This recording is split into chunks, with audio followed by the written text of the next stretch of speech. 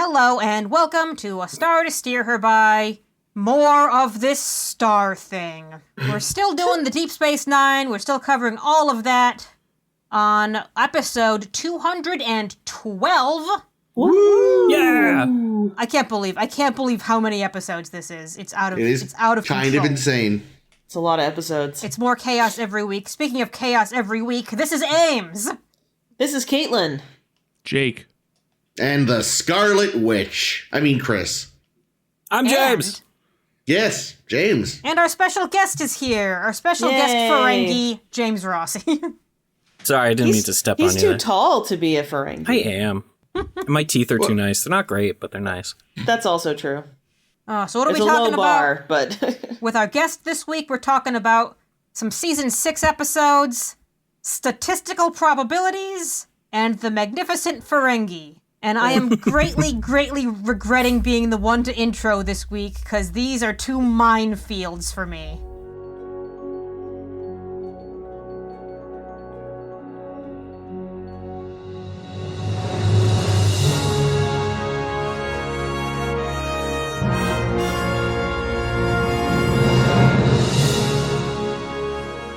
Because I'm gonna we're gonna talk statistical probabilities, and I'm gonna try not to offend these people because they're impossible. Oh, I liked them. when you say these people, do you mean the rest of us, or do you mean... Of course. Oh, okay. I mean, I think the very depiction is pretty much offensive. So Caitlin? You're just That's describing the episode as is. Good. All right. That might make it easier because holy fucking crap. So we're gonna start off. This bitch, Dr. Karen Lowe's, comes on. This bitch. And she decides to unload her batch of psych ward patients on Dr. Bashir. She's like, I can't deal with these people anymore. Bashir, you're also augmented. Here's some assholes. It's like Marge abandoning the family to go to, like, a motel where she can read and drink wine in a fucking bathtub. Yeah, Rancho I'm out. Relaxo. That was an episode. I'm out of here. Yeah, I know. That's what I'm saying. It is that episode. Marge Except- from The Simpsons? Yeah. I don't remember this episode. Oh, that's an old one. Yeah, it's an early one. I should do a rewatch one of these days, but that would should. take many years. We could do a podcast about it. I'm sure there aren't 3,000 of those. Zero. There are zero of those because none of them can get through it all. So anyway, we're introduced to this group of assholes. Sorry, genetically engineered humans who Genetically engineered assholes. really haven't taken to the genetic engineering. Who we're keeping in the cargo bay, you know, in case we get fed up with them and decide to space them. Time to jettison these motherfuckers. All right. So, Yellow alert. so there's Jack, who's this manic ball Short sack. for jackass. Yeah, who physically cannot stop talking or he'll explode. There's Lauren, the nymphomaniac, who physically cannot get out of the bed just in case there's a chance she'll get plowed. And also physically, like, can't move her teeth apart. Did you notice that? She, like, never is not smiling. Wow. In a sultry fashion whilst talking. There's Patrick, who's just kind of frumpy, but otherwise seems like a nice enough guy. Yeah. The poor bastard has bitch tits, and they throw him in 24th century gray sweatpants. Oh yeah, the outfit was bad. What the fuck? Yeah, that was very unflattering. It's, it's like pretty upsetting to me as a fat woman that fashion is not going to fucking improve for the people of size in the 24th century. This is horse shit. Damn. And finally, there's Serena, who physically cannot talk because we ran out of quirks to give these assholes. Sorry, genetically engineered humans. She does give good face, though. We'll get to her. I had many problems with Serena that we'll get to way later. So the idea here seems to be to rub in their faces how well-adjusted Bashir is. Yeah. It's like, look, there's one that came out okay. You guys can do it too. Why can't you be more like this guy? It's really kind of sad. And Yeah. things aren't going well with them until Bashir needs to tune in live to watch a Damar address. Because I guess he's Damar's biggest fan or something. He's like, he's got it 3 p.m. today. I have to watch no matter what I'm doing at the time. What? I'm dealing with these assholes? Turn it on. He's got his big Damar foam finger. It says you're number 2, but he's crossed it out and written in 1. Like, Yes. Oh, which must be Jake's new favorite thing. I know how big a fan of Damar you are, Jake. Oh, I thought you meant of number 2. Jake's just waiting for me to finish the synopsis because he doesn't want it to take as long as it's taking. So anyway, as we're watching the Damar speech, talking about like a request for peace negotiations, all the assholes, and I'm just going to call them assholes from now on, Sure. they're able to intuit from his speech literally everything about his life. Like, they know his favorite color, they know where he, like, went for vacation as a boy. They figured out everything just by watching this one speech, and they realized, okay, what if you let us watch the holo reenactment, which was kind of cool, of the peace negotiations, and they're able to piece together that the Dominion really just wants some planet in the Cabrel system to make more white, so the Jem'Hadar can, get the white, or not go bonkers and kill everybody. And if the Dominion don't get this planet, they're just gonna, kill the Federation anyway, so we might as well give it to them. So we realized, okay, we'll just keep listening to these assholes, because they seem to have been right this time. And the episode sort of turns into Devs, which is that show Jake and I watched a while back that kind of is about predicting the future. To, find this algorithm, predict the future, and they determine we should just surrender because there's no way to win. And Sisko does not accept this because predicting the future is stupid and it certainly won't work, so he doesn't agree that we should surrender. So the assholes, again, just calling them assholes, they knock out Bashir and escape so that they can go make a deal with the Dominion themselves because they're the authorities all of a sudden. With the assumption that, okay, we'll just help the Dominion crush the Federation faster so there are fewer casualties.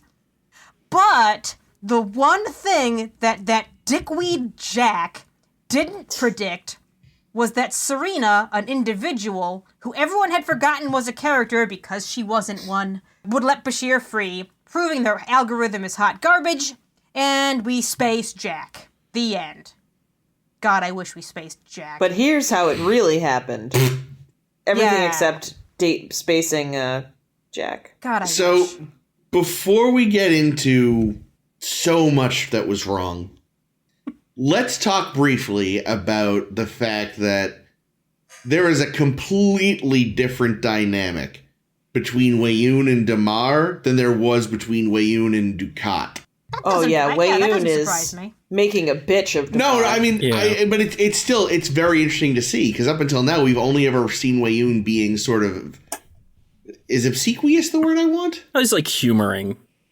Yeah, with Dukat, there was always that sort of tense, like, keep smiling sort of thing, and this and that, whereas, like, with Damar, probably because of just how badly things went with Dukat, he is much more willing to just be like, would you just, I will replace you! I think that Weyoun realizes that Damar is just a weaker individual than Dukat was. And he can do that. Yeah. And he just killed a princess. Come on. Yeah. But it was, it was nice to see that they gave them a different dynamic instead of trying to recreate the previous one, because that wouldn't have made sense. No. Because Damar is a different guy. Yeah, Damar is like the pushover version of Dukat that the Dominion can more easily control. Yeah. I'm curious if Damar even really wants power, or if he just kind of like wanted to just stay alive. I think it's just the stay alive. Yeah. Yeah, I think he's someone that would have been very happy to be like near the, I think he's happier to be next to the guy in power than be the guy in power. Yeah, I think he figured before that, I'll just hitch my wagon to Dukat and I'll just ride him to the top. Right. You reap the benefits without having to bear any of the responsibility or danger. Yeah. How soon do we see Dukat again? Because I miss him. Not soon enough. I think we'll next see him week, I think. Next week, yeah. I'm excited. Well, it's still not soon enough, but it's as close to soon enough as we're going to get. But it was because I think with, not a ton of scenes with them, we see the dynamic. I think they do get across very well that Damar is like just completely out of his depth. Mm-hmm. But also, again, like you said, probably not even so much. It's not a place he wanted to be in the first place. And then, Odo shows up and Weyoun crushes all over him, and I loved it. Goes full fanboy. Oh, they're so cute. God, what did Odo say? He's like, I know it's an honor to be in my presence, or whatever he says, or I honor you with my presence. I did kind of want Damar to say, when he said, waiting for who, or whatever, and Odo was like, I thought you'd say that. I really wanted to go like, no, like, legitimately, I'm still not clear who I'm meeting. For all I knew, it was you. That's true. Yeah, I do like that Damar is like, he's such a figurehead that like he's literally just there to look pretty and absolutely nothing else. Because he doesn't even do that as well as Golden right, Cod. right. But yeah, Well, he's just there to look Wayun Cardassian. not telling Damar like, oh, we're gonna go get some intel. He's just like, we're gonna go meet somebody. And Damar shows up. It's just like, what is happening? I mean, it also took me by surprise that, the addressing the Federation with a, hey, let's talk peace treaty so that, we can end this war thing. That'd be nice. That was a little surprising until you realize, oh, right, yeah, their Jem'Hadar are all still ticking time bombs. Yeah. Like, Yeah, they I kinda need white forgot bad. about that. Yeah, I mean, because the minefield is down now, but the Federation also has the station again, so it's probably hard to freely get ships through still. Yeah, I think it's probably still essentially blockaded. Yeah. Although the mines were good because they were they were just automatic. It didn't require any upkeep really, and so now there's probably actually ships that could theoretically get called away to something else. What they should just do, I mean, like, I imagine their purely scientific missions are on the back burner right now. So instead of rebuilding all the mines, just park all their O-berths at the They'll mouth of the explode wormhole. anyway. Exactly. So it's, ready-made mines. Make sure to get the crews off if you really care that much. What I want to know is how the fuck Wayun and Damar have free run of Deep Space Nine to, like, why aren't they just Yeah, that's a good point. under guard and being escorted around? Right. Oh, yeah. They could just, if they were able to go into some random storage closet. Well, they both know the station. As we discover next episode, they don't even lock the door from the Jeffries tube into Sisko's office. Yeah, no shit. Like Damar and Wayun could have just snuck into Sisko's office and garroted him, Yeah. I've been listening to the podcast from the beginning, actually. Ooh. And sounded way different. I'm so sorry. In TOS, you make so many big deals about how bad the security is on the Enterprise. It is, That's though. true. This is just carrying on the fine tradition of Starfleet having just absolutely no security whatsoever. It's so much worse, though, because, like, Odo should be better than that in theory. Yeah, he's also super, super familiar with the station, having served on it under the Cardassians and under the Federation and under the Dominion and under the Federation again, and just on his own a couple of times. But yes, I do think we even outright named an episode, The Enterprise Needs Better Security. Oh, yeah. So yeah, but the actual meat and potatoes of this deeply uncomfortable I'm episode. going to start off by saying that the original idea was a little different, because instead of a bunch of people with various, like, problems that the genetic engineering seems to have done with them, they were originally just going to be a think tank of people who were genetically engineered who come in to think out the war problem. That would have been less awful, probably. Let's make fun of disabled people. Yeah, but when they started giving them personalities, the personalities started taking over, and that wouldn't work anymore. Like, Slutsky McGee here just kept fucking everyone. So, like, what happened is the inmates started running the madhouse, both in the episode and outside of the episode in real life, apparently. It seems that way. That's... wow. I mean, I think one of my biggest issues is just, like, these people don't have that much that's wrong with them. And, Jack does have his violent outbursts. Yeah, that was the one weird. time, which almost seems like it was written in as, like, an excuse to be oh, see, he really is bad. There were two. He purposely jammed the broken pad onto the doctor's hand. Oh, and then he threatens to break Serena's neck. Oh, that's right, yeah. And didn't I mean, he it punch just seems to Bashir me out? that... Yes, that's right, 3 times. Oh, yeah. I don't know. Who It seems to hasn't me wanted that... to punch Julian?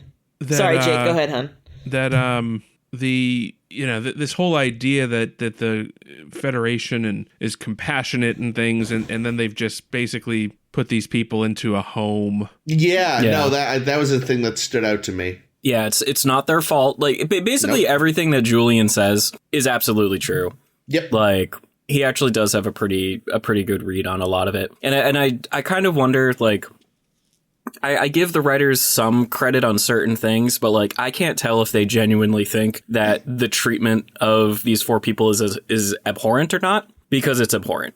it's think they absolutely also- unacceptable. There's a little bit of commentary on that when they decide to put them in the cargo bay of look how badly you can look at it from like a perspective of look how badly they're treating these people. They're keeping them in cargo bay. Yeah. When realistically in the writing of it, they did that because they just needed a place that had a lot of room for them to do all the physicality stuff they needed to do. Yeah. Instead of like a boardroom or like a room with a big table in it or something. Because then, Yeah. Jack couldn't do his flip in there and we couldn't Yeah. have Lauren Patrick couldn't waltz on with himself. and love Patrick. Serena couldn't be splayed on a table the whole time. Yeah, like they could have, just had been like, this is the meeting place, but they all have their own quarters. But yeah, it ultimately became, these are their quarters. As far as we can tell, there's one bed, and what's-her-name never leaves it, so no one else gets to sleep. But even just the whole idea is like, it's easy to miss, but the way they talk about it, these 4 are folks who, like, were genetically enhanced, but the enhancement kind of fucked them up. And they were separated from Gen Pop at the Institute. So presumably this Institute, that's a vague fucking title, which is run by Starfleet, apparently, not the Federation, because it's a Starfleet doctor that brings them. They're like, we're going to separate these 4 folks from Gen Pop because they're different. What are they doing with the rest of these genetically enhanced individuals? How many people are deciding it's worth breaking this law to enhance their kids that enough of them exist that there is an institute? How many do they not know of?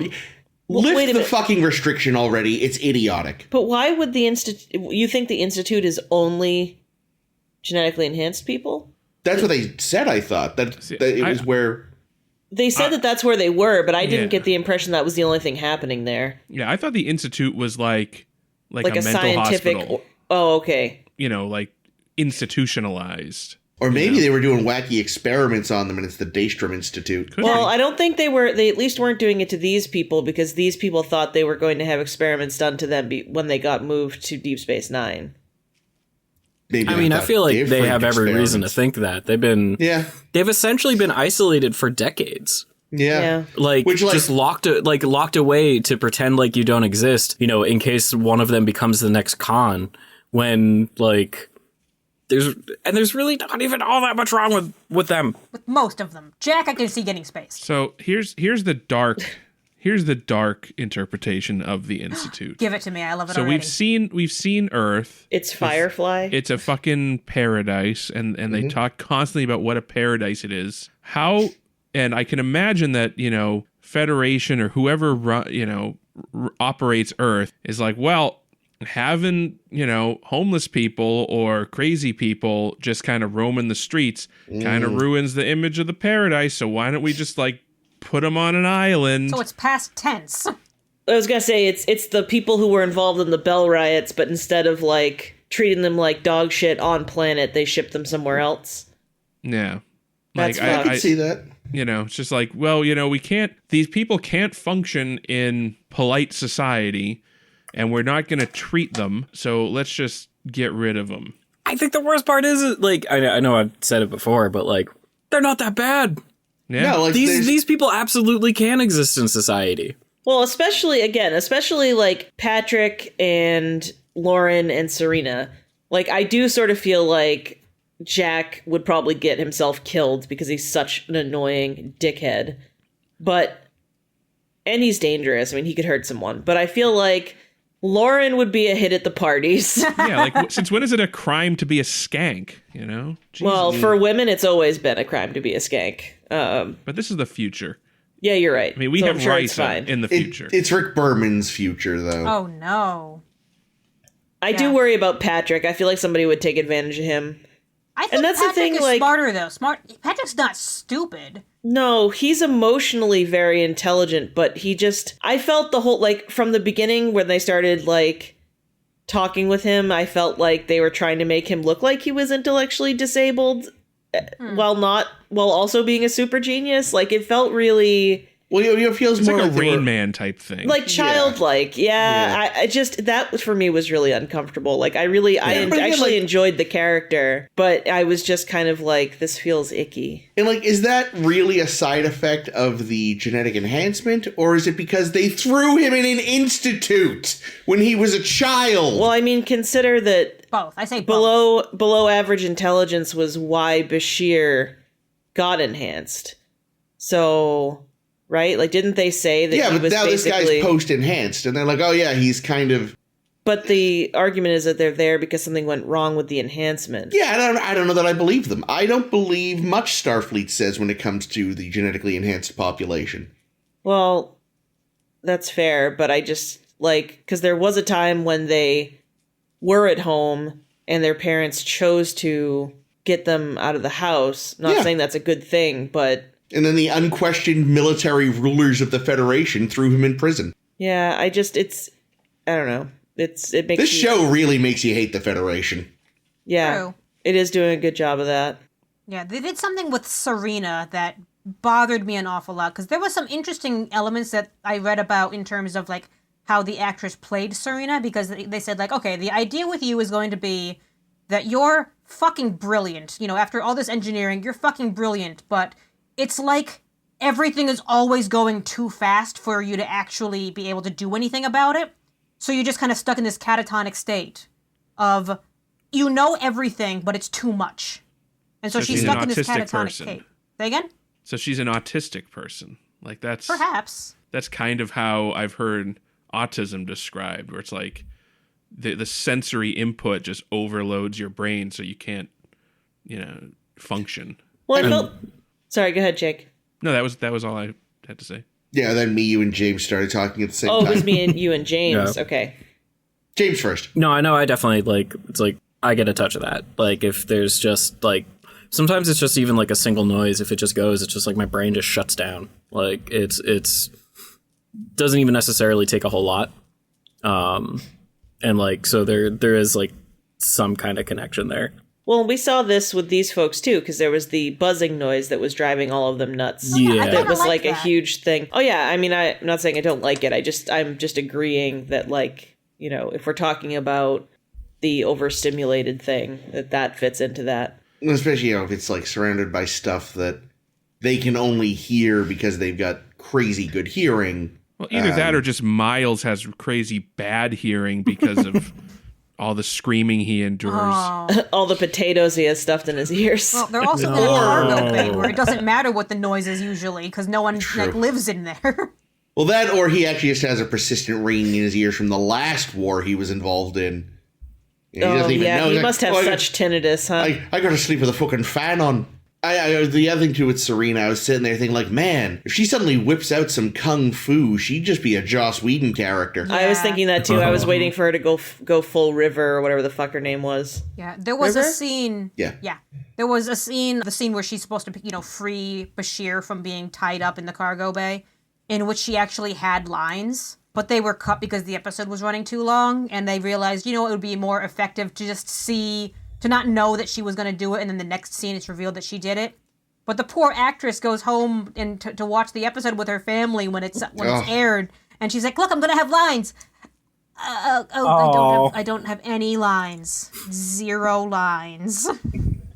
Yeah, see, because I didn't understand that the idea with her was that she couldn't talk. I thought the idea was that she wouldn't talk. Like, She's because at one unclear. point Bashir's trying to talk to her, and one of them says, "She won't answer you."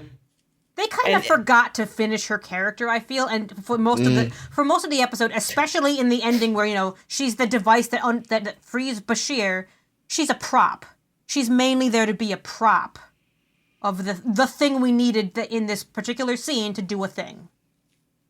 She's not a character. And also, she apparently is carrying a torch for Jack, which hated that's. Here's the Why? thing. Let's be fair. When he's not talking, he's not bad to look at. He can do a flip. He can do a flip. He can do a flip. Can you do that? He did a flip. Yeah, I didn't need her being thirsty at Jack, and her one motivation that she did was, well, if something goes wrong, you'll never see Jack again, and that's why she does. That's why she helps Bashir. Dumb. Yeah. Didn't like that. Very Yeah, dumb. I get that they were going for, like, that there are things you can't calculate for, but I wish they'd thought of something better. That's what I'm thinking the whole time, though, is like, you know, when they're talking about their doomsday prediction, I wanted to be like, did anyone tell them about the magic wormhole people? Because, Yeah. They will literally Deus Ex that shit. like, because if they don't know about that, that's a real hopper. Yeah. I also think that the writers missed an opportunity to have them use their superpowers as part of their escape attempt. Like, I mean, Yeah. Jack uses his violence, And flip. but, you know, you could have had, you know, Patrick, you know, hotwire a door or something, you know, and we could have seen that, oh, yeah, because they established early in the episode that he has, like, mechanical intuition, you know. Yeah, like he Yeah, was that's able to true. identify what was wrong. And, you know, maybe this slutty one uses her sluttiness to seduce somebody, and then they knock out a guard. I don't know. Oy. But we've established that they have their superpowers, but we don't use them at the moment in the episode when you would use that kind of thing. That's I mean, presumably they had to, since as far as we know, they're locked in their large, cavernous, probably kind of chilly home. Locked in or Starfleet locked in? Yeah, I would have liked to have seen it, though. That's a good point, Jake. Yeah, no, you're right. They didn't. They had to cut time for a couple of lines that Serena was supposed to have. They don't have time to show you a montage of Fair. magic powers. Oy. I actually thought, as much as I wasn't super impressed by the character of Serena, I felt like the actress did a really good job portraying a pretty, like, decent number of feelings and thoughts without actually ever speaking at us. So I think she gets props, at least. Yeah. Like, the idea is great, and, like, the actor is fine. I believe we're going to see more of her at some point. Or so a book tells me. The character or the actress? The character. Yeah. Oh, interesting. It's a pretty problematic trope, but Oh, that's no. for a Great. different Well, episode. Oh, Something to look forward to, then. Yeah. It's the whole, like, you know... No, don't tell me. I don't want to be spoiled for disgusting tropes. I won't say it. We'll have Yeah, you I on do for feel- that episode, Rossi. I do feel like the characters are, again, very dated, deeply uncomfortable representations of, you know, like different, like, you know, either disabilities or just different ways of being. But all the actors, you know, were pretty committed. Oh yeah, I thought Jack did a great job. Like, even though I fucking hate you him, wanna his kill him. actor was incredible. Like, holding on to that character that whole time must have been... I'm sure he was annoying Exhausting. himself. Yeah. I was like, God, if this guy was around, if this character was a person today, he would have, like, a full back tattoo of just all the Jokers. Oh, no. And, like, we live in a society underneath or whatever, He kinda- unironically. He kind of reminds me almost of, like, Klaus a little bit Who? Klaus? from the Umbrella Academy. Never seen it. I feel like I got some Klausy vibes. Don't know. Mostly the A little, manicness. yeah, a touch. But not, yeah, I mean, not like a ton, but a little. But the thing is, like, you feel like, does Starfleet not fucking have Adderall? Give the man some fucking speed and chill him out. Maybe they don't. Maybe they don't do that kind of medical practice anymore. Maybe it's Well, maybe all that's just all he needs. the whoop whoop wand over the face. Oh, can't do anything about you because we don't Whoop. believe in this. I mean, Maybe, Well, the magic wand didn't work. We'll just lock you away alone for 50 years. Yeah. We could try this old medicine that we used to have instead. Nope. Sorry. Maybe he's allergic to it in X5. I didn't say anything about his eyes. I know. One thing that I thought was interesting with Jack is, like, for as much as he's kind of a jerk and a little, like, up when it's not always appropriate, like, the whole reason he's doing what he does later in the episode where he's trying to basically have Starfleet surrender. And since Starfleet refused to do that, he was like, all right, well, we'll just go give the Dominion all the information we have, and then they can just win. Is that he really is trying to do the right thing. Just he has a very different point of view for what's going on. Because, like, in his mind, what he's doing is saving 900 billion lives. In his mind, though, because that's the other thing, is with this future prediction thing. Like, there's I think it's a Asimov series that this idea is based off of in terms of predicting the future. But if you predict the future in a way that's all about, like, what groups of people would do in a situation, sure, that can be fairly accurate. What they don't have any ability to predict is the ability of an individual to make any change. So in this case, Serena makes a big change. In the Asimov series, like an individual makes a big change that affects everything. Yeah. Butterfly beat its wings and all that. All that. Also, can't blame him. I bet life under the Dominion for him would be little different than it is under Might be better. Starfleet. Yeah. Dominion would probably find him very useful and valuable, and let him go outside. And we know they're very good at genetic engineering. They could maybe clone him. Chill him out. Listen, James, let's not be hyperbolic. I'm sure they're allowed a half hour of outside time in some fenced-in area. I almost kind of wish there was a little bit of a revenge angle from him, But that would I mean, that's one of the things that I think is interesting. That would actually make him a bad guy, though, I guess. for as much as he's a jerk, he's a good person. He's just looking at things. He is compassionate. I would argue that what he's doing actually is attention seeking. Remember that he was a child when he was locked away from the rest of humanity. So he's probably never gotten over those negative attention seeking things that kids do. Any attention is good attention, even bad attention. I mean, I thought it seemed pretty genuine that his goal is to truncate the war as much as possible, and regardless of whether you believe the validity of the future prediction stuff, one of the things that they go into with it is that they predict it far enough into the future where they're okay, the Dominion will win. The Dominion will rule over the Alpha Quadrant, but only for 300 years or something like that. And then they know, regardless of whether you think they're right or not, they know that a resistance will then form up and overthrow the Dominion, liberating them. Well, we'll just have to see if what they say comes true. Right, but that's not the point. The point is they think that if we do this, we will save 90 or 900 billion, however much the number actually was. 900 billion. 900 billion lives now. Yeah. They will get to survive. And in the future, not only will 900 billion people survive now, in the future, we know for a fact things will get better. There will be even if we won't get to see it.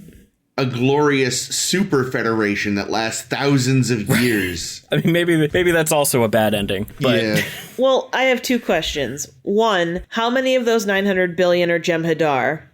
I mean, I guess it depends on if you think that matters or not. It does. To Starfleet, I'm sure it does. Well, yeah, but again, from a Starfleet perspective... Especially the admirals, they are heartless. If it's 800 billion Jem'Hadar, I'm sure they'd be down. I think one can assume that those are Federation lives or Alpha Quadrant lives. Yeah. Well, okay, fair enough. Okay, second question. Serena was the one who figured out that the reason why the Dominion wanted that planet was because so they could get their trippy psychotropic mushrooms to help make the white. Why wasn't it a bigger deal that they knew how to make that she figured out how to make white? Hasn't making white been this huge mystery since the first time we met a Jem'Hadar? She seems to have cracked the code and they don't even fucking discuss it for even a second. Well, maybe they don't know how to make it necessarily, but they know that that's one of the ingredients. Well, I mean, I don't know. It seems to me that they didn't know, and now it seems like she figured it out in 2 minutes and was able to be well, this is why they want this planet because these mushrooms grow there that they use. Well, I don't know that they don't know how to make white. They don't know how to break the addiction to it. The Jem'Hadar don't know how to make it because if they did, that would. I thought that the first time we met the Jem'Hadar, Julian was trying to figure out what the white was, and he couldn't do it. Yeah, when they had that kid, Jem'Hadar, they couldn't figure out how to... But didn't he... Because he found something, because he realized what protein strands were missing. Yeah, I don't think he was able to synthesize it. That's why they eventually had to... Oh, okay. I don't think we ever see that Jem'Hadar child ever again. Nope. No. That is hugely disappointing. He's already served in the war and been killed. Yeah, well, no, that's the thing. Is 7, so he's that was long enough that he'd be an adult now. Yep. Yeah, I know, and there's a very good chance he's already died on the front lines. Yeah, that would have been a cool callback story. Yeah. No, we're not about those. We're about stupid comeback stories like Mirror Barile. Here's another question about the future prediction. What did the Bajoran orbs have to say? Yeah. That's what I mean. Does anyone told them about the magic aliens that live in a space sphincter? Because that's a big thing.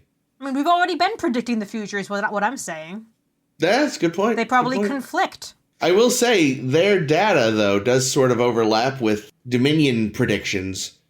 Because one of the things Wayne did say at one point is that they wanted to sterilize the Earth after they took over because they feel if a rebellion would start anywhere, it would be from Earth.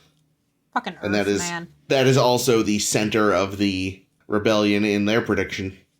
But the truth is, having known several humans in my life, I think as long as the Dominion keeps the porn flowing and the food flowing, Yeah. and keeps American Idol on TV. So bread and circuses is what you're saying. Exactly. As long as they give people their bread and circuses and porn, then I don't think there will be a rebellion. So leave Quarks open. Yeah. That's the thing. Like, I would love to see... We've never seen what life is under the Dominion. We've only seen what life is if you resist. I'd like just to be shown more of what life is like. Yeah. On the average planet that just took it. I don't think Starfleet would be unbiased is the thing.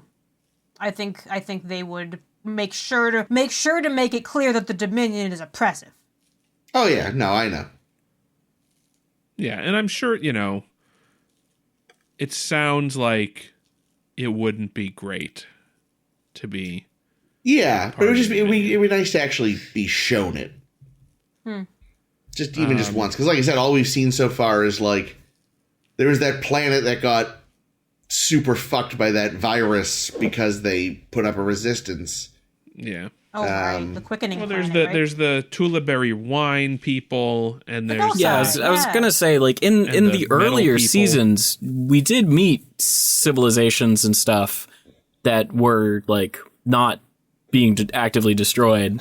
So if you take that into context, it's kind of like you just kind of go about your business and you just don't mess with anything that the Dominion actually wants. And if the Dominion wants it, you give it to them.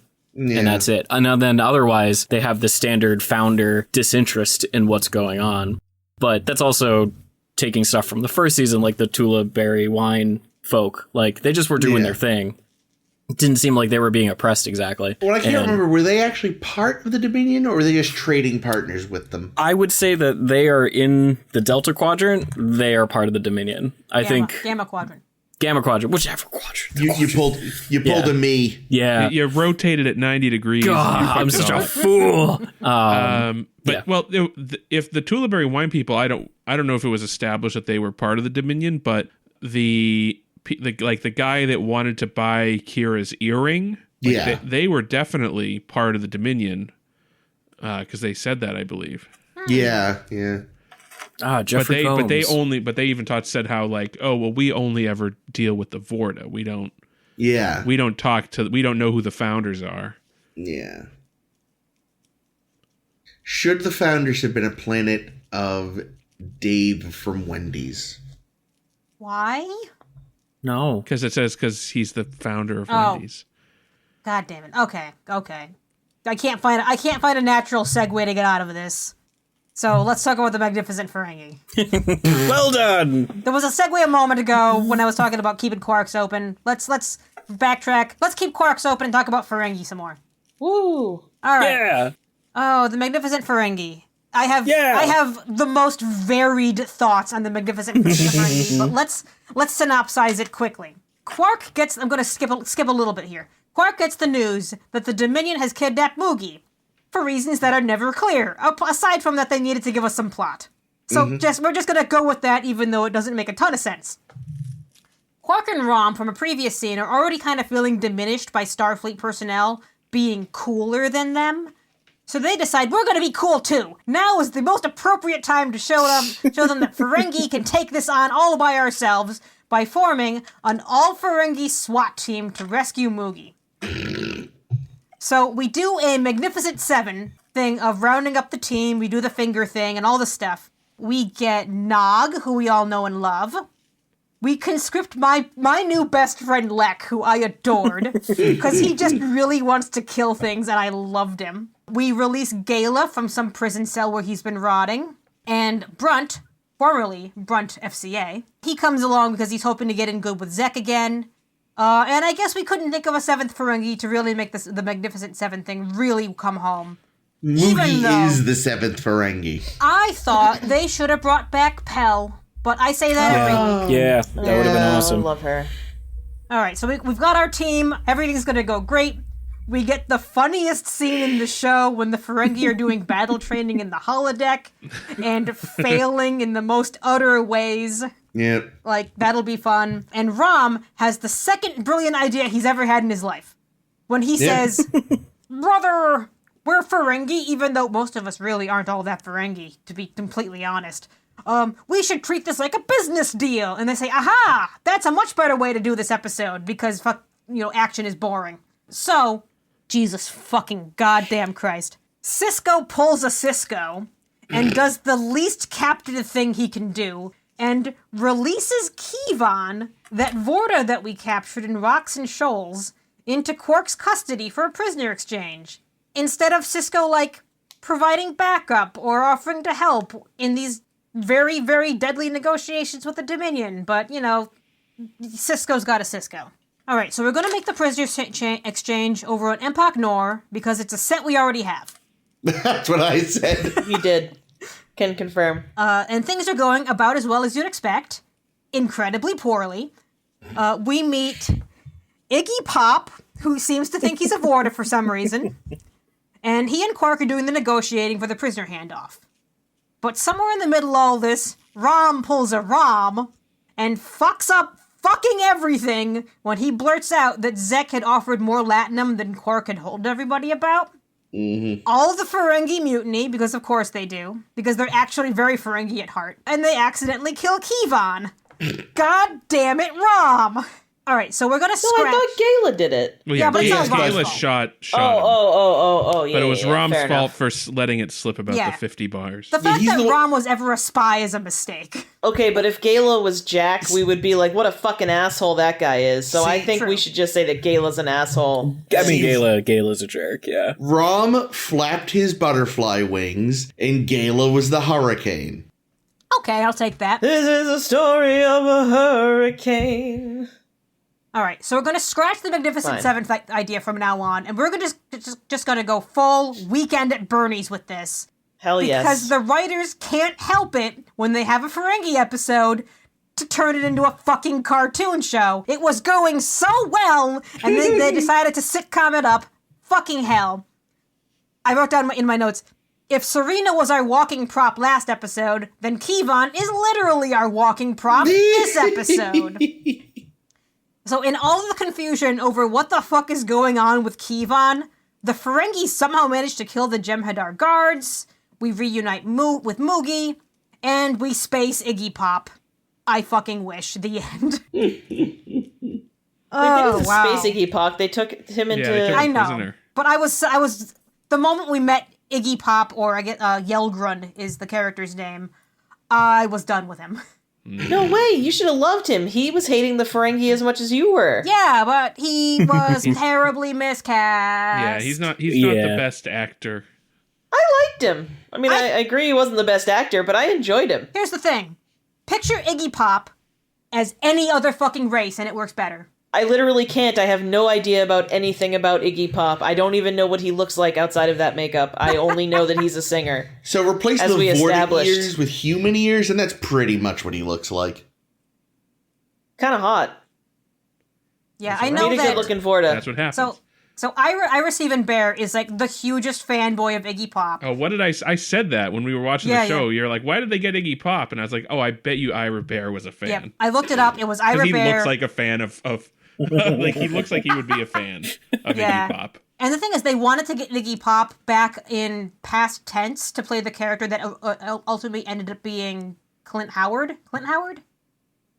Yeah.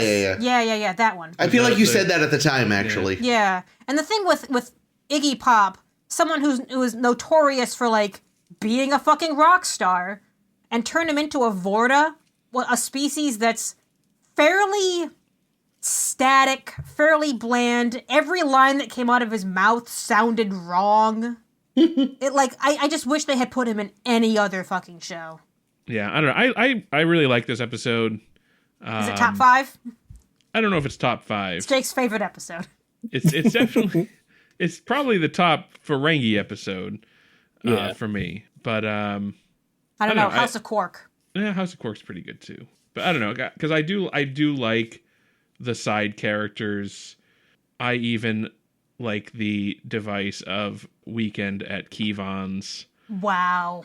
And wow. It made such a turn. I was like, what?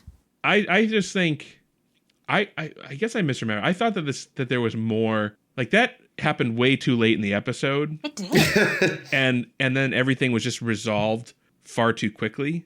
And maybe like the writers wrote themselves into a corner and they're like, it won't take anybody long to figure out that Kevon is just a reanimated corpse. So we can't write too much more into this episode. But I do think that I don't know. I remember there being more with Kevon, and I like Kevon even when he was alive, and like he was, he was just so pissed off to be there. He was like your stereotypical angry, angsty teenager that got brought along on the family vacation. Except the family vacation will end with him literally being murdered. Yeah. He just expected to be murdered by his own people, not a Ferengi. The whole time he knew he was going to die and he just wanted it to get on with. Like, he's just so sick of dealing with people. I'm surprised he didn't find a way to kill himself earlier, considering that's what he says Vorta are supposed to do when they're captured. He probably didn't want to die. He was probably hoping he was going to be able to avoid it somehow. Yeah, I think in Rocks and Shoals, he really demonstrated that he has no honor, as Worf would say. So like he's just going to do anything to survive. As like Caitlin was commenting on like how if you actually step back from this sort of zany comedy thing, it's like this is actually kind of horrible. It's really bad. And I was like, if anyone deserves to have their corpse meat puppeted around and then laughed at because they couldn't turn it off, it's this dickhead. No, I liked Kevon. He was also kind of cute. Well, let's be real. You like Gul Dukat, who also probably deserves this kind of treatment. So. No, he does not. He absolutely does not. I mean, rest assured, don't lie. You'd go WandaVision on him. I don't know what that is. There's another Kevon that has just been activated, so he survives. Oh, okay. In that case, we're all cool. Yeah, the Vorta, they're all clones. It would be great. I know he won't, but it'd be kind of great to go back to Terok Nor one more time. And there's just his half-desiccated body still walking into that pillar. Yeah, the rest of the show takes place on Terok Nor. Sorry, Empok Nor, yeah. I mean, we do go back to Empok Nor, but I don't think we see any more Kevon. Damn it. That's probably for the best. They clean the joint up. There's so much in this episode that is incredibly convoluted. And some of it I gave a pass because I just knew, okay, they're just doing this because they need to get to certain points. Like, there's no reason to kidnap Moogie. There's no reason this thing with the whole making Kevon walk like a corpse be a fucking possibility. There's a lot that's just like, what the hell are you doing? Walk like a corpse, talk like a corpse. Do, do, do, do, do. Yeah, so that's funnier in my head. I feel as though this episode was somebody's like, wouldn't it be fun if we did get a dream team of Ferengi together and they have a goofy adventure and then they built the rest of it around that idea. That's totally, absolutely. Let's just do Ferengi's 11. There's one thing that I wish they had done, and I'm really sad they didn't. What was it? If during the training sequence, one of them had a whip. Oh, okay. That would be kind of fun. Yeah, Not one of them had the Electro whip. The training sequence was fucking gold. Like, I'll say that. Like, I walked into this expecting to be like, fine, you guys have fun, go ahead. I really enjoyed the training sequence when they shoot Moogie. Fucking Brunt runs away. Screaming. What a beautiful scream from Brunt. So I think Lek the Eliminator, I think, was probably the standout character. Oh my god. We met him once before too. I didn't remember that actually. It's so brief because I think they cut a bit of it from so in Ferengi love songs before Quark goes to Zek to be like, hey, whatever, this. There's another Ferengi in there already who's talking with Zek. Zek says, "Oh, you should put your money in this," and the guy leaves. That's Lek. Oh. Cool. Oh, cool. But he's not I given knew that because I read your description in the chat. Sorry, go ahead, Jake. But Sorry. he's not given a name or Right. traits. He's Yeah, just but they brought him back a because they liked char- him. Yeah, and they already had the makeup that fit his head. I do wish we had a little more time. I am super fascinated by the idea of a Ferengi assassin. Yeah. And like, what kind of he's jobs even- does he normally get? It's got to be like debt collection. Industrial espionage. Well, okay, so with debt collection, if you kill your debtor, they can't pay you. But Yeah. that's actually So- not and- true because can- they can sell the remaining Designated, Oh, that's yeah. true. on the- That's on the true. exchange. Also, what do they got in their pockets? Just take it. Yeah, I presume he's hired by not Ferengi more often than Yeah. not. But why don't would a know. not Ferengi hire a Ferengi assassin? Because no one Because expects who it. the heck, exactly, who would see it coming? Like, when he shows up at your big party, if you're worried about assassins, you're eyeing the Nausicaan over there and the Klingon over there and maybe that human. You never know with a human. And apparently the Breen. Yeah. And meanwhile, you're not looking at the Ferengi, partly because he's hiding in the crowd because everyone else is 3 feet taller than him. And then he's just suddenly behind you, like, stab, and he waddles away. I just liked how Lek wasn't even in it for the money. Yeah. Like it was literally he just likes killing people, Yeah. and he likes it when it's tricky. Yeah. Although still don't try to cheat him. Oh well, yeah. Well, I mean, that's the principle of the thing at that point. Yeah, don't lie. exactly. Don't lie to the man. yeah. No, I love at the end. Lex says something like, "This was the least organized, most unprofessional experience I've ever been involved in. And if you're gonna do it again, give me a call." Like, Yeah, absolutely. Are they going to do it again? No. We don't have to ever see Ferengi's 12. Yeah. Julia Robert as herself. Well, what's very funny, so just the singular. I made a bunch of allusions to the Magnificent Seven already, and you'd think that with an episode like the Magnificent Ferengi, an episode about gathering a team together to go do a whole heroic thing, you'd think it would actually be based on the Magnificent Seven. But the writers claim up and down they never even thought about it. Then what the fuck? I don't. So That's a this falls lie. into one of the Yeah. many Yeah, that's episodes gotta be a lie. where the writers claim that the episode has nothing to do with something when it clearly does, and like for whatever reason they just have to lie about it. Yeah, I like, don't know. because even the director clearly thought it was. Well, Cause yeah, the director and the actors, like, they went their own way. Yeah, because, like, even the scene, where they're getting ready for the initial prisoner transfer negotiations, the close-up on the eyes as they all kind of glance at each other, that's very spaghetti Western. Yeah, well, Yeah. and also just like it has the gathering of the team, it Yeah. has the training montage. Like Yeah. those are two tropes that are basically born of the Magnificent Seven, right? Yeah, like, the And- only thing it doesn't have is that it's not, the whole, like, villagers have to get a team to protect them from outsiders thing. Also, Yeah. they all survive. and they Yes. also Somehow. They probably shouldn't have. Yeah, because we got with this, because of course there's this was Seven Samurai. It's been done homaged to death. Yeah, it was remade as the Magnificent Seven, which was remade Remade again again. recently, but no one saw it.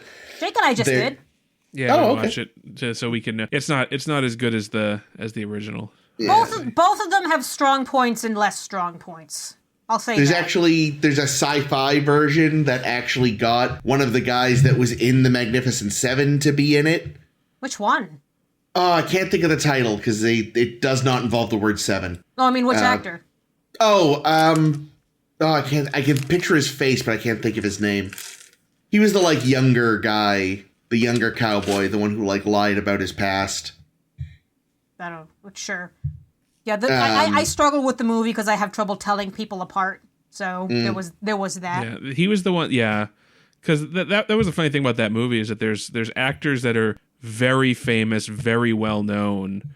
Yul Brynner and Charles Bronson.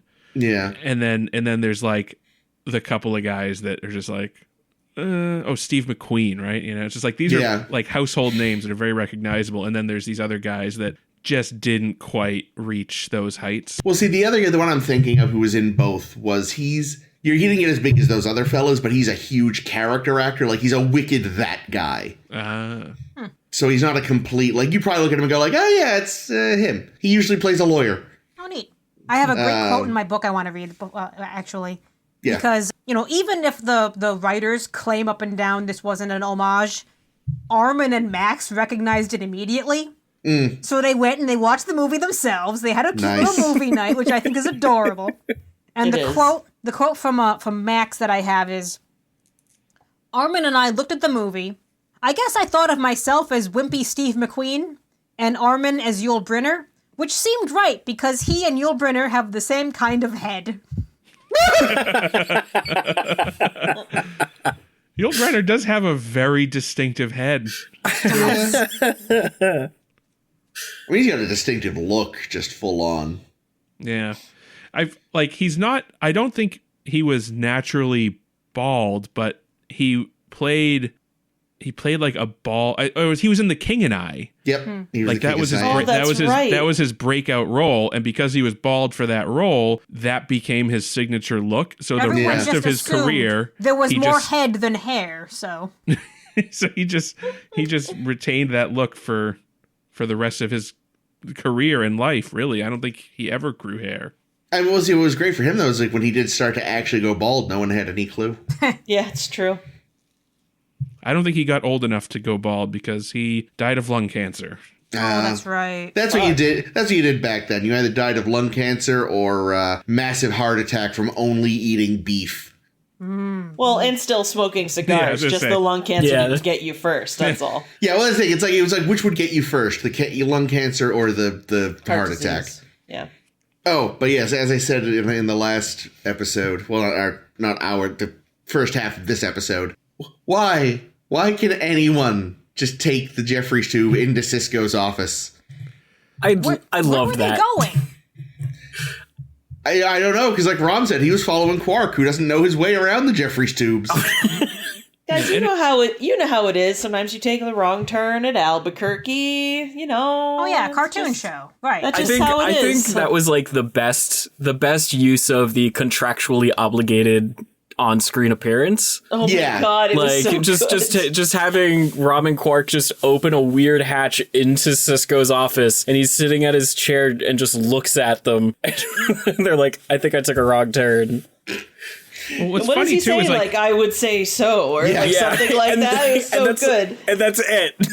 It was really good. I enjoyed I mean- it. Even Sisko was fucking giving up with Quark and his shenanigans. Though Rom, he could have probably technically disciplined Space. being Starfleet and all. He knew it was Quark's fault. Oh yeah. Well, This also it's isn't- just like the so Ops. If you look at the station, Ops is like a pod that is Yeah, on that's top. true. So like they would have had to climb a really long ladder Yeah. from wherever they were. Like They were it's in- not easy to get lost and end up in Ops. They No, were in the that's guts true. of the ship for 3 days before they found If anyone can do it, Rom can do it. Yeah. But no, this isn't the weirdest thing that's happened to Sisko this week. You know, like all the crazy shit that happens, Bajoran weirdos, wormhole stuff. They like, still have Ducat as a prisoner somewhere. yeah, like having a couple of frogmen poke their heads into his office. That's a break. You know, it's like, oh, good. I was in the middle of something weird, and this is a nice reset. All right, so moving on. I think it's an entire stretch that the Dominion would even kidnap Moogie in the first place. But the original idea was that they would have kidnapped Zek, and the heist or the goal of the Ferengi SWAT team here would be to go rescue Zek, except Wallace Shawn wasn't available. So they swapped it out with Moogie, and I still don't understand why they thought this is something the Dominion would do when they've never done something like this before. So here's the thing, right? Yeah, I don't know why they would have kidnapped Zek in the first place. okay. But you could still imagine that's what they thought they were doing, since he probably sent her on his ship and she was going to Vulcan for an ear lift. We know he's been going to Vulcan for medical treatment, but different medical treatment. So they probably were surprised as anyone else when it wasn't Zek. Yeah, but why wouldn't they have just killed her? Like, Maybe unless they've been throwing Moogie into one of those like prison battle prisons where Moogie has been like fighting Yeah, there you go. Actually, nightly. are the Ferengi in a, what is it called, the non-aggressive pact or something? I don't think With they've the Dominion? established. No, they haven't really What? said what their situation is. Well, they, I mean, they I let think- Quark stay on the station. Yeah. Yeah, I Quark think is an it's individual, safe I to don't know. assume that at the very least the Ferengi are officially hands off and staying out of it. I don't think that. I mean, they're probably selling weapons to both sides, but Yeah. yeah, pulling an old Jameson. Yeah. But okay, all right. So I'm gonna throw some headcanon on you. Do it. So I agree with Chris that they were trying to abduct Zek, and the reason that they were abducting Zek was they were going to extort him because he would maybe be able to negotiate and get access to the fungus, the mushrooms that they need to make the white. There we go. And they were It's all about the mushrooms. So they were going to try to extort him to get access. But that was an episode ago, and they've already solved that because I think the Starfleet just gave them the planet. So why do they still have Moogie? Maybe they need more parts. Maybe they need more stuff. Because the only reason I could possibly imagine that the Dominion would try to abduct anybody, but, let alone the leader of Ferenginar, would be for some access that they have. Because there's no strategic reason to do that. You know what? It was Moogie they were after. Those motherfuckers love themselves some squill syrup or whatever, and they heard Quark got his hands on Oh, there some. we go. Okay, this is the real one then. Yeah. Everybody loves squill syrup. But then they couldn't admit that's what they were after. Like, their pride just wouldn't let them when they were like, oh, we got a Vorta here. They were going to be like, you can have your mother for squill syrup. But before they could say that, it was like, hey, we got your Vorta. And they had to go like, We'd rather have squill syrup. oh, I guess we'll take that asshole. Unlike squill syrup, we have 10 of him in deep freeze. True, but they also don't. They assume that perhaps Kevon gave information or may have information or something. Well, I think that was what the Ferengi were trying to tell them, yeah. He might not, and it might be all for nothing. But he's dead anyway, so fuck I it. think what the Vorta were going to do is they were going to take Kevon, and then they were going to say, hey, Kevon, what did you tell them? And Kevon would say nothing, and then they'd torture him to death, waiting for him to say something. And that's what Kevon knew was ahead of him, basically. It was that he knew he was going to be asked and then probably tortured to death. I was kind of surprised when Kevon escaped briefly that they didn't just find him dead somewhere from his own hand. Well, because he doesn't want to kill himself. Yeah, but he kind of knows, like, there's no other option for him, I don't think. Well, I mean, escaping on the ship would be an option. Yeah, he could have. Oh, okay. That's all right. Yeah, he was going to just steal their ship and, Amscray. If you knew the engines were broken, why did you chase me? Because sometimes my brother gets things wrong. That was good. But by that logic, sometimes he gets things right. Sometimes. Oh. He married up. Or sideways, he married. Yeah, but man, talk about a fuck up ROM with letting slip the 50 bars thing. Idiot. Also, totally believable. Yeah. Oh, yeah. I'm going to give Quark a little bit of guff for that because Quark should have from the off not told Rom about the 50 bars and only told Rom about the 20 bars. Yeah. Yeah. Who knows? Maybe it's actually 75. That's a good point. He didn't even tell the audience. That's how much Moogie is worth to Zek. I also really, really hate that Moogie and Zek are still a thing. Yeah. I was kind of glad. Ugh, I it. hate that. Moogie, guy. Moogie deserves some happiness. That's I all I'm love saying. that apparently it didn't occur to Quark to ever mention this to Rom until right now. I also Yeah. thought that was weird, and it was like kind of sloppy in terms of exposition. Because he'd know Rom would spill his guts to any other Ferengi, and that would That's be a bad true. thing. Yeah. That's true. Yeah, it is a huge secret. Not I mean, anymore. it sounds like they destroyed Brunt for it, just he's a broken man now. With a ship. The ship. I forgot. Sultry McLass there from the last episode. Okay. She was the benzite in the ship. She was. I was going to mention that. She was Hoya, Oh. who got kicked. Yeah. He got blowed up on the runabout. Like, it was very weird when I clicked on her actress's name in Memory Alpha. I'm expecting to see that character, and instead it's a fucking Benzite. Benzite, yeah. It's like, wait, what? Hold on. Yeah. Well, we'll see that crew again. It all comes back to the ship. It kind of does. That's the key. I also think Moogie was an amazing prisoner because she and Yelgren just seemed to be such friends immediately. Yeah. Yeah, that was a line that he delivered very well. I'd love to hear more, but if your son doesn't get here soon, I'm going to have to kill you. I thought that was a good delivery. Yeah. Maybe that's why she wasn't killed. Is she was just really pleasant to the Vorta, and they're like, "Wow, this Giving is them advice. Very different than our normal interactions with people from this side of the wormhole." Or the very is very different. Ferengi. Yeah, that woman just spent a lot of her character points on charisma. Truly. And the rest on financing. 20s. Yes. Man, so Ferengi. I mean, we know that a lot of species live very long times, very long lives, but her ears haven't looked this good in over a century. So it sounds like Ferengi are particularly long-lived. Oh, is that what she said? When she was talking about using whatever that oil was that she was using? No, that was why her head was so smooth. But she went to Vulcan for an ear lift. Oh, right. I'm surprised that they're like really good plastic surgeons on Vulcan. Like, it doesn't seem like a career path that would have a lot of... Well, I think the joke is that they're really good with ears, because remember they helped Zek with his ears, and they have big pointy ears. Well, no, they were helping Zek with his neurological deterioration. Oh, just kidding. Sorry. He had like Parkinson's or something. He was like, he had a problem that would be something that Vulcans would be interested in, but cosmetic surgery just doesn't seem like something that doesn't seem logical. Would concern the Vulcans all that much. Well, maybe they maybe they convinced the Vulcans that actually it was affecting her hearing, so she really needed something. Oh, I did like that between this episode and the previous episode, we just have like a theme of just putting people with really good hearing in a room together. Yeah. Because all the genetically enhanced folk had really great hearing. And then we have Ferengi and Vorta who have great hearing. Mm-hmm.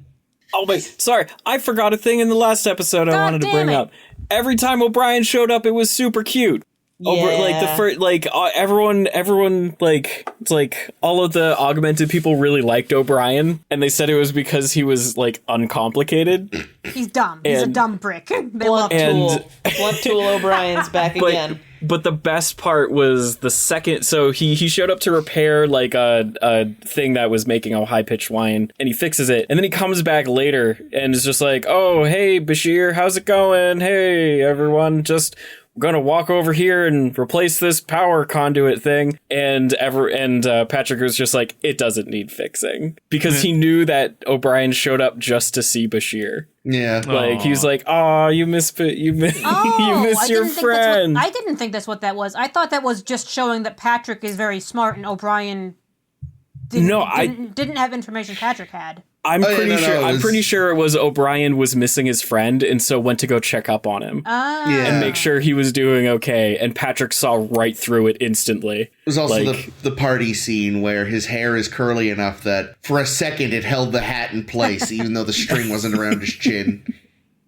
That was cute. Yeah, there was a he nice was also line. standing perfectly still at that point. Yeah, but still, it was funny. There was a nice line O'Brien had that was something to the effect of, Bashir, either I'm stupider than you give me credit for, or you're not as smart as you think you are.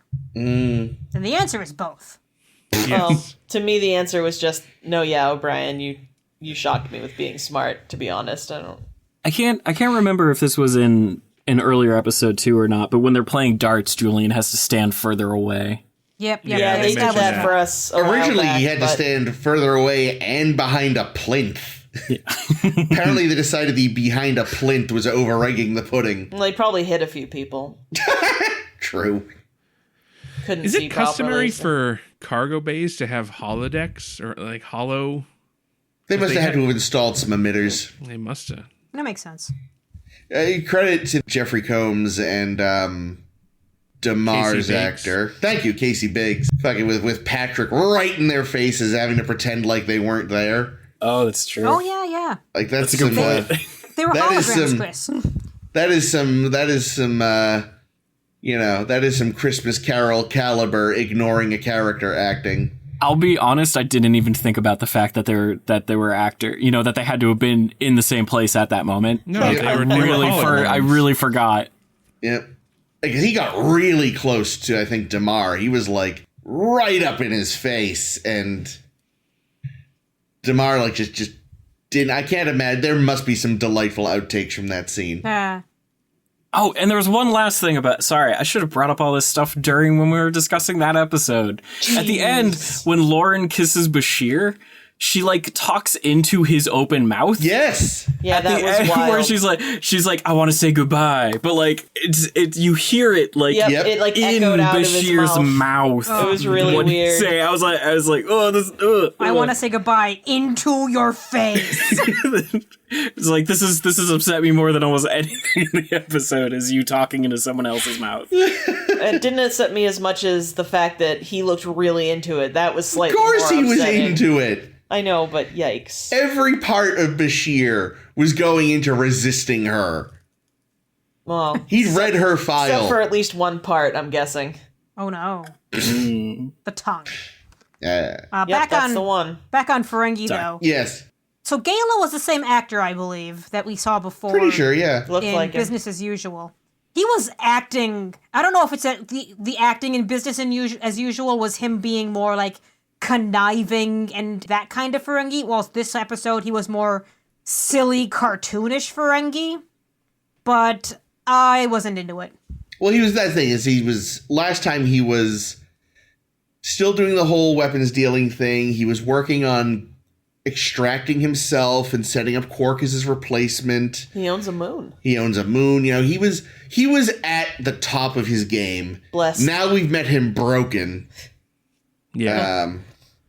So, like, again, your mileage may vary on how you feel about his performance, but he definitely shouldn't have been the same guy because he has been just destroyed. He was picked up for vagrancy, for God's sake. See, he didn't seem destroyed to me. He seemed cartoonish. That's fair. Yeah, Also, I think the direction the character changed makes sense, but I'm not sure about the execution on it. yeah. Like, he should have been different, but yeah, maybe he should have been different in a different way. Like, even the makeup, like, I didn't even recognize him as the same actor because the makeup, I don't know if it just felt more exaggerated or, like, differently lit, that it was just kind of silly. Maybe, yeah. I don't know. There was something about him. I didn't notice. Also, Jake, that does seem to support your point. The man was in jail for vagrancy in a Starfleet prison, Yeah. and he had to pay a fine. But I thought Starfleet didn't have money. So how do vagrants, first of all, exist? And how do they pay for the... What? Yeah, it doesn't make sense. Also, the fact that, like, he was in a fairly large, like, it looked like a holding cell. Yeah. And, there was, like, a dedicated guard just for him. So I don't know if, like, maybe that was not his usual cell. Maybe he was being transported to Quark? Maybe? Maybe, yeah. Oh, yeah, maybe he'd been transported from a not Federation prison or something. I don't know. Well, is Ferenginar part of the... Oh, goodness, no. So maybe that's why. Maybe you can't be a vagrant in a Starfleet territory if you're not part of... That ain't very neighborly. No, but I mean... I guess oops, sorry. No, I was just going to say, like, it wouldn't surprise me, though. Like, look at what we've done to people trying to legally seek asylum in America. True. I guess it would have been worse... They could have arrested Gala instead of for vagrancy for all the war crimes. Yeah, but see, then it wouldn't just be a fine to get him out. Oh, fair. Plus, they were probably fucking buying arms from him anyway. Oh, yeah. Yeah, and I guess arms. I guess Somebody I just in Starfleet was Ronald Reaganing it up. Sorry, James. No, it's all good. I guess I just assumed that he was arrested on Ferenginar or in a Ferenginar, like, Ferengi controlled territory, because Ferengi would definitely arrest someone for vagrancy. Oh, yeah, totally. Yeah, no, that makes sense. But, yeah, I just assumed that, but there's not necessarily any reason to think that. Oh, God, maybe that's what the the Dominion actually wanted with Zek. They wanted drilling rights on Ferenginar, because that mossy-ass, fungal-ass planet has even more stuff they could use to make white with. It's not a bad theory. I don't think you drill for mushrooms, though. That's true. That is true. It doesn't matter how deep I drill. I'm not finding any mushrooms. We've struck Portobello.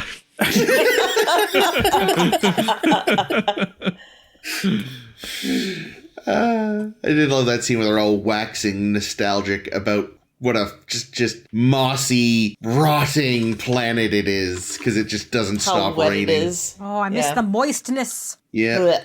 Also, I do appreciate that Quark worked out all this stuff about the syrup just because somebody bought some Ferengi rain slippers.